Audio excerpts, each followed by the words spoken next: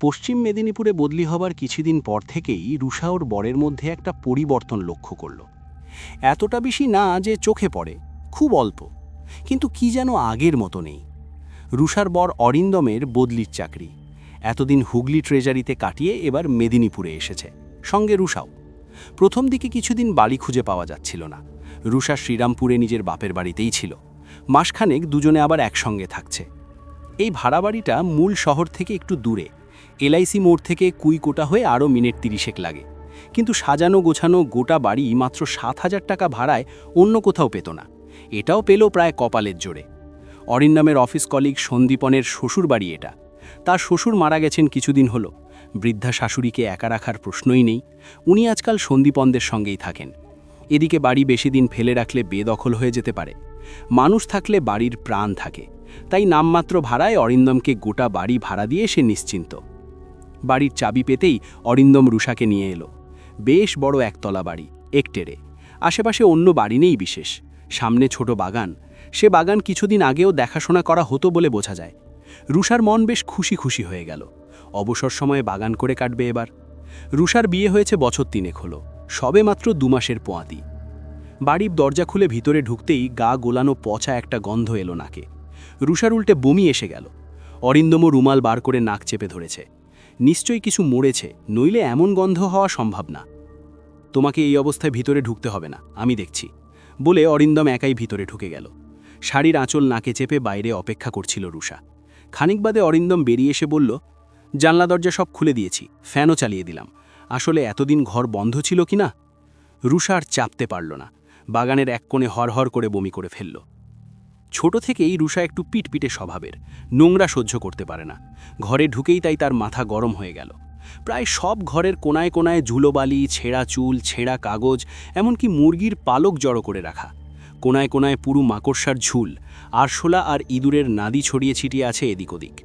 ঘর এতদিন বন্ধ থাকায় সব মিলেমিশে দম বন্ধ করা এক গন্ধ ছড়াচ্ছে। বাড়ির পিছনে ঝোপ জঙ্গল, সে জঙ্গলে ভাট গাছ, ঘেটু গাছ, কালকাসুন্দের ঝাড়।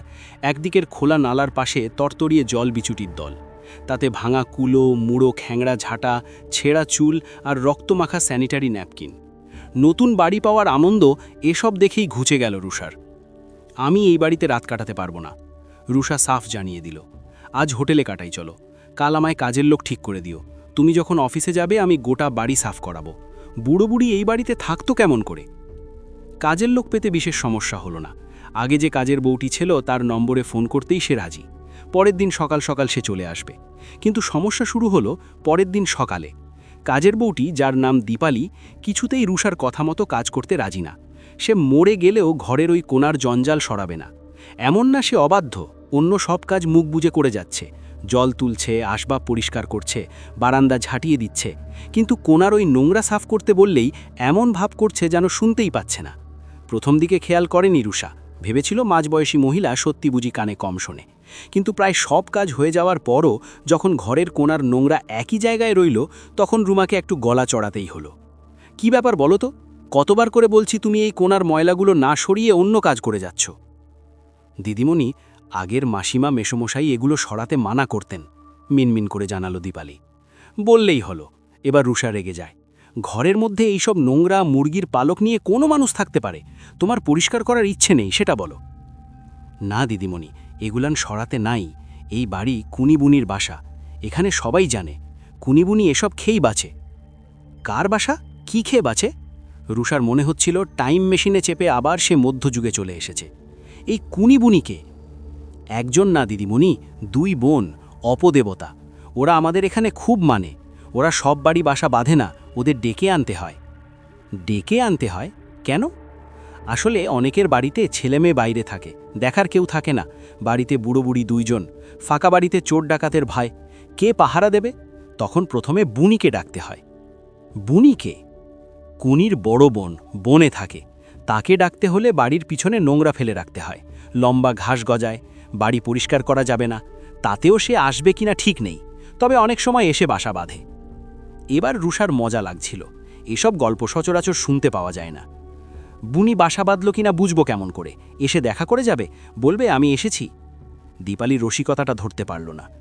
না না দিদিমণি, কুনি বুনিকে দেখা যায় না, ওরা এলে মাঝে মাঝে ওদের গলার আওয়াজ পাওয়া যায়, খোনা গলায় কথা বলে। মাঝরাতে শুনলে অনেকটা শাঁখের আওয়াজের মতো লাগে। ও আচ্ছা, তারপর? ওই বুনি কুনিকে ডেকে আনে। কুনি ঘরের ভিতরে কোনায় বাসা বাঁধে, মাকড়সার জালে শুয়ে থাকে আর কাঁচা রক্ত খায়। রক্ত খায়? হ্যাঁ, মুরগির পালকের গায়ে কাঁচা রক্ত মাখিয়ে ঘরের কোনায় রেখে দিতে হয়। কুনি সেই রক্ত খেয়ে তৃষ্ণা মেটায়। কুনি ঘর রক্ষা করে আর বুনি ঘরের বাইরে। গৃহস্থের আর কোনো চিন্তাই নেই। তোমাকে এসব কে বলেছে? কেন, আগের যিনি মেসোমশাই ছিলেন তিনিই তো মেয়ের বিয়ের পরে এই বাড়িতে কুনিবুনিকে পুষেছিলেন। বলেছিলেন কুনিবুনিকে তাড়াতে নেই, তাড়ালে। অনেক বাজে কথা হয়েছে, আর বলতে হবে না, বলে দীপালিকে থামিয়ে দিল রুষা। পোষা ভূত ভাবতেই হাসি পায়। যতদূর সে জানত, মেদিনীপুরের মানুষরা বেশ আলোকপ্রাপ্ত। সেখানেও এসব আজগুবি জিনিস চলছে, তাও শহরের থেকে খানিকটা দূরেই। রুষা সেটা ভাবতে পারেনি। এবার বেশ বিরক্তভাবেই বলল, দেখো, আগের মালিক কি করেছেন না করেছেন আমি জানি না, জানতেও চাই না। আমি এই নোংরায় থাকতে পারবো না, তুমি এগুলো পরিষ্কার করো।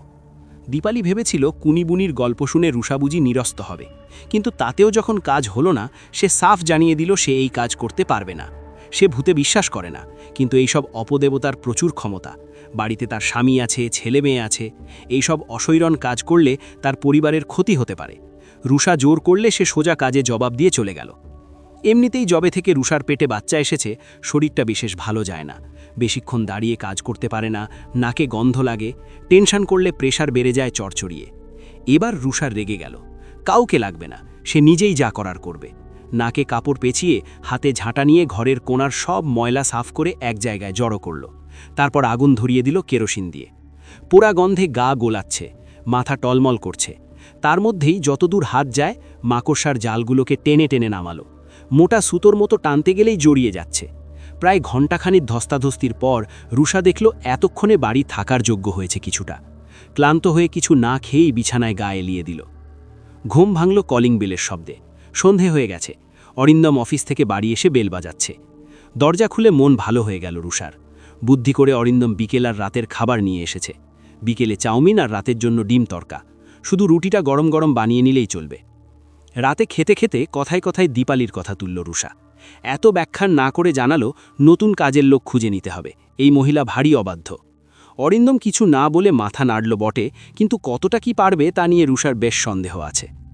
সেই রাতেই প্রথমবার আওয়াজটা শুনল রুষা। শেষ রাতে। প্রথমে একটা অস্বস্তিতে ঘুম ভাঙল। পরে বুঝল ঘর জুড়ে একটা অদ্ভুত গন্ধ যেন থম মেরে রয়েছে। গন্ধটা দম বন্ধ করা। তার মধ্যেই বাইরের ঝোপ জঙ্গলের মধ্যে থেকে খুব মৃদু একটা শব্দ ভেসে আসছে। কান পেতে শুনলে বোঝা যাচ্ছে টানা আওয়াজ না, থেমে থেমে। কেউ কাঁদছে কি? না না, যেন খুব কাছেই কেউ শাঁখ বাজাচ্ছে। আওয়াজটা বাড়ছে, কমছে, মিলিয়ে যাচ্ছে, ফিরে আসছে। পরের দিন সকালে উঠে দুজনেই অবাক। ঘরের কোনায় মাকড়সার জাল আবার ফিরে এসেছে। এবার আরও ঘন, আরও ঠাস বুনট। মেদিনীপুরের মাকড়সারা এত করিতকর্মা সে ধারণা রুষার ছিল না। সেদিনও সে যতটা পারে ঝুল ঝাড়ল, কিন্তু পরের দিন আবার আগের অবস্থা। এদিকে দিন চারেক পর এক রবিবার অরিন্দম অফিসের ক্লাস 4 স্টাফ বৃন্দাবনের বউকে ধরে আনল। সেই এখন থেকে কাজ করবে। বৃন্দাবন নিজে সারাদিন ধরে বাড়ির পিছনের জঙ্গল সাফ করে পুড়িয়ে ঝকঝকে তকতকে বানিয়ে দিল। কাকতালীয় হলেও তারপর থেকে ঘরে আর একটাও মাকড়সার জাল দেখা যায়নি। অরিন্দম বলল আসলে ওই জঙ্গলেই নাকি ওগুলো থাকত।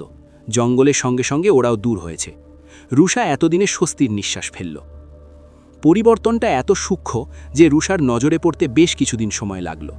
আগে অরিন্দম শাকসবজি পছন্দ বেশি করত। মাছ মাংসের প্রতি খুব বেশি আকর্ষণ ছিল না। ইদানিং অফিস ফেরতা কুইকোটা বাজার থেকে প্রায়ই চিকেন নিয়ে আসে। সপ্তাহে প্রায় 3 দিন। রুষা অন্তঃসত্ত্বা, মাংসের গন্ধে তার গা গোলায়। তবু অরিন্দমের কথা ভেবে সে রান্না করে। আচমকা এখানে এসে অরিন্দমের এত আমিষের নেশা কেন হলো কে জানে। অবশ্য মানুষের স্বাদ বদলায়, তাই রুষা প্রথম প্রথম গা করেনি। দিন 15 যাবার পরে ব্যাপারটা আরেকটু অদ্ভুত হলো। অরিন্দম মুরগি আর কাটিয়ে নিয়ে আসতো না। অফিস ফেরতা বাইকের পিছনে মুরগি ঝুলিয়ে নিয়ে আসতো। বাড়ি পৌঁছে পোশাক বদলে খালি গায়ে গামছা পরে নিজের হাতে সেই মুরগি জবাই করত। রুষা এসব দৃশ্য সহ্য করতে পারে না। তুমি এটা আবার কি শুরু করলে? মুরগি তো দোকানেই কেটে দেয়, বাড়ি এনে কাটার কি আছে? আরে তুমি বোঝো না, ওদের ছুরি কেমন কে জানে। তার ওপরে যেখানে কাটে সেই কাঠটাও আনহাইজিনিক। তার চেয়ে বাড়ি নিয়ে এসে কেটে খাওয়া অনেক স্বাস্থ্যকর। এই রকম অদ্ভুত যুক্তি অন্তত অরিন্দমের মুখে শুনবে বলে রুষা কোনোদিন ভাবেনি। বাড়ির পিছনের গাঠা বাগানে কলা পাতা কেটে তাতে মুরগির টুকরো সাজানো হতো। তারপর ঘরে এনে সর্ষের তেল, পেঁয়াজ, রসুন দিয়ে রান্না করত অরিন্দম নিজেই। বাড়তি মাংস রেখে দেওয়া হতো ফ্রিজে। সেদিন রাতে রুষার ঘুম ভেঙে গেল। অরিন্দম পাশে নেই। উঠে প্রথমেই টয়লেটের দিকে গেল রুষা। টয়লেটের দরজা বন্ধ। কোথায় গেল অরিন্দম? রান্নাঘরে মৃদু একটা আলো জ্বলছে, হলদে আলো। আলোটা ফ্রিজ থেকে আসছে। ফ্রিজের ডালা খোলা। ভিতরে হাত ঢুকিয়ে অরিন্দম কি যেন গোগ্রাসে খাচ্ছে। কি খাচ্ছ এত রাতে?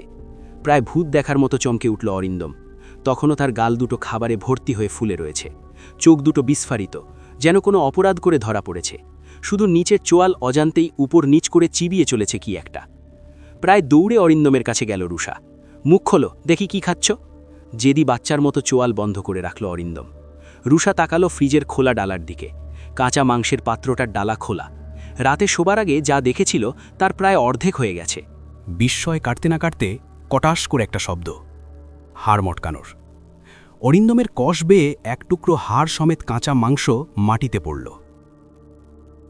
সে রাতে দুজনের কেউ কারো সঙ্গে কথা বলেনি। পরদিন সকালে না খেয়েই অফিসে বেরিয়ে গেল অরিন্দম। রুষার কাছে দীপালির ফোন নম্বর ছিল। দীপালি, আমি রুষা দিদি বলছি। হ্যাঁ দিদি, বলুন। আমি কিন্তু অন্য জায়গায় কাজ নিয়েছি। না না, কাজ না, অন্য বিষয়ে। একবার আসতে পারো দুপুর নাগাদ? খুব দরকার। এসো, আমি তোমায় 50টা টাকাও দেব। দুপুরে খাওয়া দাওয়া সেরে দীপালির অপেক্ষায় বসে রইল রুষা। 3:30 নাগাদ দীপালি এলো। নিজের ঘরে খাটে বসিয়ে খুব নরমভাবে জিজ্ঞেস করল রুষা, আচ্ছা দীপালি, সেদিন যে বলছিলে কুনি বুনিকে তাড়ালে কি যেন হয়, সেটা আরেকবার বলো তো। একটু হেসে দীপালি বলল, বলতে আর দিলেন কই, আপনি তো শুনলেনই না। আর যা দেখছি, বলে চারদিকে তাকিয়ে দেখল দীপালি। কুনিবুনিকে তো তাড়িয়েই ছেড়েছেন, আর বলে লাভ কি? তবু বলো, কেন দিদিমণি, কিছু হয়েছে? সত্যি করে বলুন তো। না না, কি আবার হবে, এমনি জানতে চাইছি, তুমি বলো। প্রায় ফিস ফিস করে দীপালি বলল, আপনি পোঁয়াতি মেয়ে মানুষ দিদিমণি, কি আর বলবো। কুনিবুনিও তো মেয়ে, ওদের কেউ বিয়ে করে না, ওদের বাচ্চা কাচ্চা নেই। ওদের তাড়ালে ওরা বাড়ির পুরুষ মানুষকে লোভ দেখিয়ে বশ করে। তারপর সে পুরো বশে এসে গেলে পোঁয়াতি মেয়ে মানুষের বাচ্চাকে খেয়ে নেয়। এখনও সময় আছে দিদিমণি, বাবু ঠাক, আপনি বাপের বাড়ি চলে যান। কুনিবুনি আপনার মঙ্গল করবে না। যাবার সময় টাকা দিতে চাইলেও নিল না দীপালি। শুধু বারবার রুষাকে বাড়ি ছেড়ে চলে যেতে বলল। রুষা বুঝতে পারছিল না কি করবে। এই সামান্য কারণে বাড়ি ছেড়ে যাওয়াটা নিজের কাছেই খুব বোকা বোকা লাগছে। আবার গত কয়েকদিন যা হয়ে চলেছে তার ব্যাখ্যা সাধারণ বুদ্ধিতে মেলে না। অরিন্দম কি পাগল হয়ে গেল? বিয়ের পর থেকে এই প্রথমবার অরিন্দমের কাছে থেকেও নিজেকে সুরক্ষিত মনে হচ্ছিল না, বরং অদ্ভুত একটা ভয় ভয় করছিল গোটা শরীর জুড়ে। সেদিন অফিস থেকে অরিন্দম ফিরল যখন, বাইকে দুটো কালো মোরগ বাঁধা। এদের রুষা চেনে, কর্কটনাথ নাম। ঘরে ঢোকে একটাও কথা বলল না রুষার সঙ্গে। মুখ থমথমে, গম্ভীর, যেন এক্ষুনি রাগে ফেটে পড়বে। রুষার পেট এখন আগের চেয়ে অনেকটাই বড় হয়েছে। চট করে উঠতে নামতে অসুবিধা হয়। তবু কোনো ক্রমে ইজি চেয়ার থেকে উঠে অরিন্দমের পিছন পিছন রান্নাঘরে গেল সে। কিছু খাবে? কোনো উত্তর নেই। অরিন্দম শার্ট প্যান্ট ছেড়ে লাল গামছাটা পরল। এবার মুরগি কাটতে যাবে। কি গো, রাগ করেছ নাকি? মিটমাট করার চেষ্টা করল রুষা। তাকে প্রায় ঠেলা মেরে সরিয়ে 2 হাতে দুটো মোরগ নিয়ে পিছনের বাগানে চলে গেল অরিন্দম। চুপচাপ বসে রইল রুষা। সে ঠিক করে নিয়েছে, কালকেই বাপের বাড়ি চলে যাবে। কুনিবুনির জন্য নয়, অরিন্দমের আচরণের জন্য। ভাবতে ভাবতে রুষা শুনতে পেল, আজ যেন মোরগটা চেঁচিয়েই যাচ্ছে, থামছে না। প্রতিদিন যেমন 2-1টা ডাক ছেড়েই চুপ করে যায়, আজ তেমন না। কি হলো আবার? কাঁক, ককাঁক, কাঁক, ডাক যেন চরম আর্তনাদে গোটা বাড়িতে ছড়িয়ে পড়ছে। রুষা চেয়ার ছেড়ে উঠে পিছনের বাগানের দিকে জানলা খুলে দিল।